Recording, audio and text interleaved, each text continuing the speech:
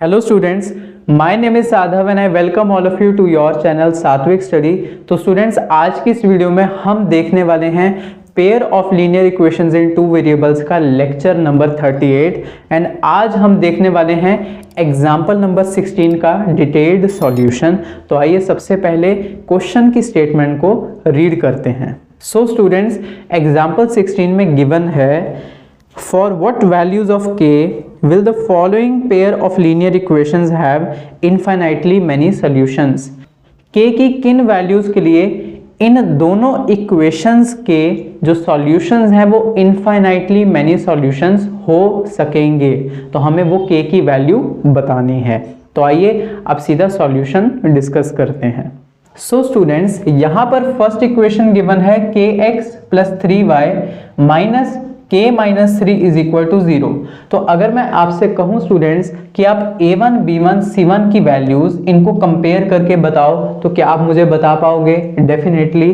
तो यहाँ पर a1 की वैल्यू आ जाएगी k, b1 की वैल्यू आ जाएगी 3 और c1 की वैल्यू क्या आ जाएगी स्टूडेंट्स? -(k - 3)।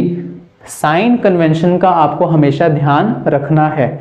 तो यहां पर हमने a1, b1 और c1 की वैल्यूज निकाल ली। सिमिलरली जो हमें दूसरी इक्वेशन गिवन है वो है 12x + ky - k = 0। अब आप इन दोनों को कंपेयर करके a2, b2, c2 की वैल्यूज बता सकते हो। तो a2 की वैल्यू आ जाएगी 12, b2 की वैल्यू आ जाएगी k और c2 की वैल्यू आ जाएगी -k, जो कि मैंने यहां पर लिख दी।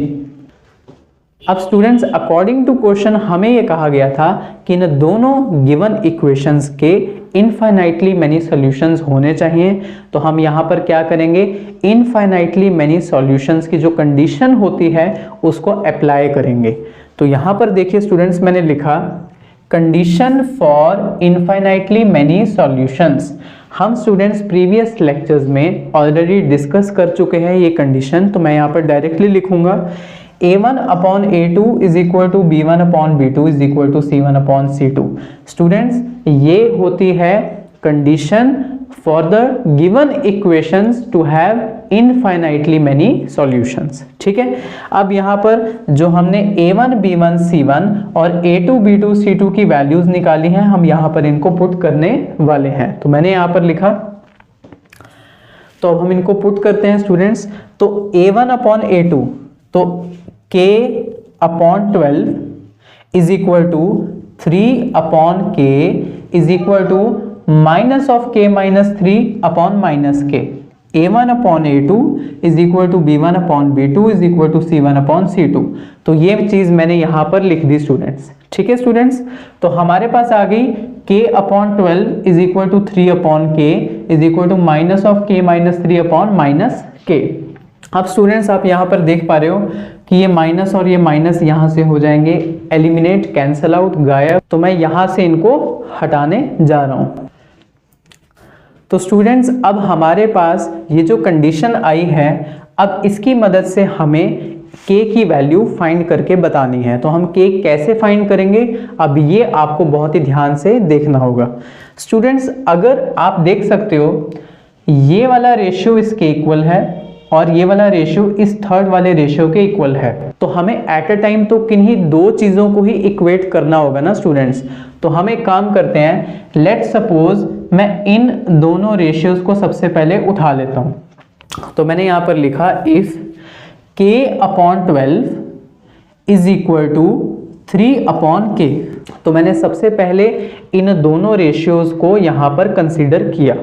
अब आप देख पा रहे हो कि k/12 किसके इक्वल है? 3/k के, और मुझे k की वैल्यू फाइंड करनी है। तो मैं यहाँ पर सिंपली क्या करूंगा? Cross multiply. तो ये k इसके साथ मल्टीप्लाई होकर बनेगा k² = 12 3 से मल्टीप्लाई होकर बन जाएगा 36। तो k² की वैल्यू आ गई 36। अब स्टूडेंट्स, आप इतने पोर्शन को अगर आप देखते हो तो आप देख रहे हो कि यहाँ पर k की जो पावर है वो है 2, और हमें पता है कि जितनी पावर होती है उतने ही उसके सॉल्यूशंस होते हैं। तो यहाँ पर k की दो वैल्यूज आने वाली हैं। अब यहाँ पर k की कैसे आएगी अब यहाँ पर k की वैल्यूज कैसे आएंगी, अब ये ध्यान से देखना स्टूडेंट्स। आपको पता है अगर मैं इस स्क्वायर को दूसरी तरफ शिफ्ट करूंगा तो 36 के ऊपर आ जाएगा अंडर रूट, मतलब स्क्वायर रूट ऑफ 36 बन जाएगा। तो यही चीज मैंने यहां पर करी, मैंने k के ऊपर से ये स्क्वायर हटा दिया, तो यहां पर बचा k इज इक्वल टू, क्योंकि ये स्क्वायर जब दूसरी तरफ शिफ्ट होगा तो 36 किसके अंदर आ जाएगा, अंडर रूट के अंदर आ जाएगा। ठीक है, ये हमें लोअर क्लासेस में पता है। अब स्टूडेंट्स आप मुझे बताओ अंडर रूट ऑफ 36 की वैल्यू क्या होती है। स्टूडेंट्स अंडर रूट 36 की वैल्यू क्या होगी, एक ऐसा नंबर जिसका स्क्वायर करोगे तो आपको मिल जाएगा 36। तो हमें पता है 6 का अगर हम स्क्वायर करेंगे तो भी हमारे पास 36 आएगा, और -6 का अगर आप स्क्वायर करोगे तो भी 36 ही आएगा, क्योंकि माइनस का जब आप स्क्वायर कर दोगे तो वो बन जाएगा प्लस, क्योंकि नेगेटिव इंटू नेगेटिव होता है पॉजिटिव। तो यहां पर आप देख सकते हो अंडर रूट 36 की वैल्यू केवल 6 नहीं आएगी, -6 भी आएगी। ठीक है स्टूडेंट्स, तो यहां पर k की दो वैल्यूज आ चुकी हैं, या तो 6 या फिर -6, है ना स्टूडेंट्स। या तो k की वैल्यू 6 हो सकती है या फिर -6 हो सकती है। अब ये तो एक कंडीशन को सॉल्व करके k की वैल्यूज आई हैं, अब एक और कंडीशन भी है हमारे पास। अब देखिए स्टूडेंट्स, पहले मैंने इन दोनों को उठाया था, इक्वेट करा, और यहां पर मेरे पास कुछ कुछ k की वैल्यूज आ गई। सिमिलरली स्टूडेंट्स, अगर मैं अब इन दोनों को आपस में इक्वेट करूंगा तो भी मेरे पास k की वैल्यूज आ सकती है ना, तो हमें इक्वेट करके देखना होगा। तो यहां पर मैंने लिखा 3/k is equal to k minus 3/k। Basically मैंने यहां पर इन दोनों को इक्वेट करके यहां पर लिख दिया। अब स्टूडेंट्स ये हो गई हमारी दूसरी कंडीशन। अब यहां पर आप क्या करेंगे, अगेन क्रॉस मल्टीप्लाई करोगे, तो k जब इसके साथ मल्टीप्लाई होगा तो बन जाएगा 3k इज इक्वल टू, और ये वाला k मल्टीप्लाई हो जाएगा k माइनस 3 के साथ, तो यहां पर k के साथ आ जाएगा k माइनस 3। ठीक है स्टूडेंट्स, अब सबसे बड़ी गलती जो यहां पर आने के बाद स्टूडेंट्स करते हैं इस स्टेप में, वो क्या है, वो यहां पर k और k को कैंसल कर देते हैं। स्टूडेंट्स आज मैं आपको ये बताऊंगा कि ये गलती क्यों है। आज के बाद स्टूडेंट्स आप इस फैक्ट को याद रखना, जब कभी इज इक्वल टू के लेफ्ट हैंड साइड में और राइट हैंड साइड में वेरिएबल हो तो आप कभी भी उसको कैंसिल नहीं करेंगे। क्यों नहीं कैंसिल करेंगे स्टूडेंट्स, क्योंकि जब आप वेरिएबल को कैंसिल आउट कर दोगे ना तो वहां पर k की कुछ वैल्यूज आप मिस आउट कर जाओगे। ये मैं आपको भी बताऊंगा कैसे। तो फिलहाल मैंने आपको बताया कि इज इक्वल टू के लेफ्ट हैंड साइड में भी वेरिएबल है k और राइट हैंड साइड में भी वेरिएबल है k, तो यहां पर आप इनको कैंसिल आउट नहीं करेंगे। कभी भी स्टूडेंट्स कहीं पर भी आप हो, किसी भी क्लास में हो, आप यहां पर वेरिएबल्स को इस तरह से कैंसिल आउट नहीं कर सकते।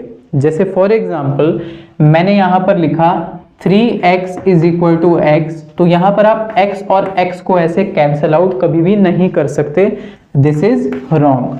सिमिलरली अगर मैं आपके सामने लिखूं 3x square is equal to 2x, तो भी आप x और x इस तरह से एलिमिनेट नहीं कर सकते। ठीक है स्टूडेंट्स, सिमिलरली यहां पर k और k आप एलिमिनेट नहीं कर सकते, और इसका आंसर अभी आपको मिलने वाला है। अब देखिए अगर आप इस k को अंदर मल्टीप्लाई करोगे तो ये बनेगा k स्क्वायर माइनस 3k। सो 3k की वैल्यू यहां पर मेरे पास आ चुकी है k स्क्वायर माइनस 3k के इक्वल। तो यहां पर मैंने सिंपली लिखा 3k is equal to k square minus 3k। अब आप देख सकते हो यहां पर भी k वाली टर्म है और यहां पर भी k वाली टर्म है, तो उनको एक साथ ले आओ। तो यहां पर अगर मैं इस माइनस 3k को इधर शिफ्ट करूंगा तो ये बनेगा प्लस 3k, और यहां पर एक 3k ऑलरेडी प्रेजेंट है, तो 3k प्लस 3k मिलकर बन जाएंगे 6k।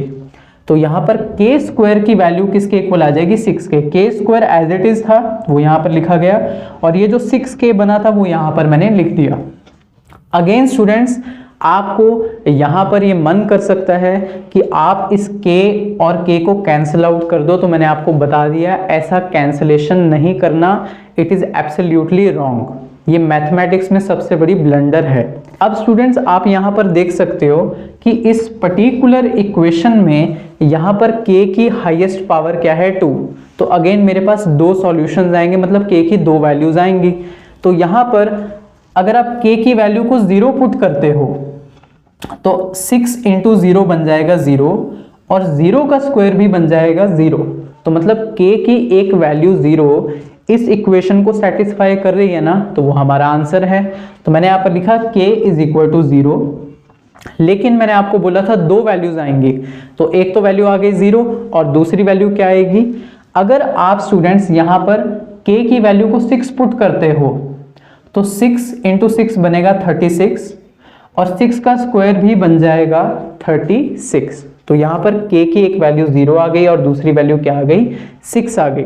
मतलब जब आपने इस कंडीशन को सॉल्व करा तो आपके पास k की दो वैल्यूज और निकल के आ चुकी हैं, या तो 0 या फिर 6।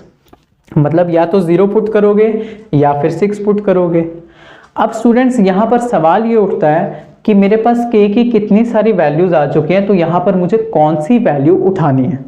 तो अब इसका जवाब आप ध्यान से सुनना स्टूडेंट्स, क्योंकि हमने दो कंडीशंस को सॉल्व किया, एक ये वाली कंडीशन और दूसरी ये वाली कंडीशन। जब हमने इस कंडीशन को सॉल्व करा तो हमारे पास दो वैल्यूज आ गई, और जब हमने इस कंडीशन को सॉल्व करा तो हमारे पास अगेन दो वैल्यूज आ चुकी हैं। तो हमारा फाइनल आंसर क्या होगा, इन दोनों कंडीशंस को सॉल्व करने के बाद जो सारी वैल्यूज आ रही हैं उनमें से जो कॉमन वैल्यू होगी वही हमारा आंसर होगा। तो आप यहां पर देख सकते हो, यहां पर 6 है, -6 है, यहां पर 0 है और 6 है। तो ये जो 6 और 6 है ये इन दोनों में कॉमन है। तो हमारा जो फाइनल आंसर आएगा वो क्या आएगा, k की value 6। This is our final answer. अब स्टूडेंट्स मैं आपको यहां पर बताना चाहता हूं कि यहां पर हमने k और k इस तरह से कैंसल आउट क्यों नहीं किए थे। सपोज स्टूडेंट्स अगर आप यहां से k और k कैंसल आउट कर देते तो यहां पर k की वैल्यू क्या बचती, 6 बचती। वो तो हमारे पास ऑलरेडी आ चुकी है, लेकिन k की वैल्यू 0 फिर आप मिस कर जाते, वो आपसे मिस आउट हो जाती। ठीक है स्टूडेंट्स, तो कभी भी इज इक्वल टू के लेफ्ट और राइट हैंड साइड में वेरिएबल्स प्रेजेंट और आपको लग रहा है कि वो कैंसिल हो सकते हैं तो आपको कैंसिल नहीं करने। ये केवल वेरिएबल्स की बात हो रही है, कांस्टेंट्स की बात नहीं हो रही।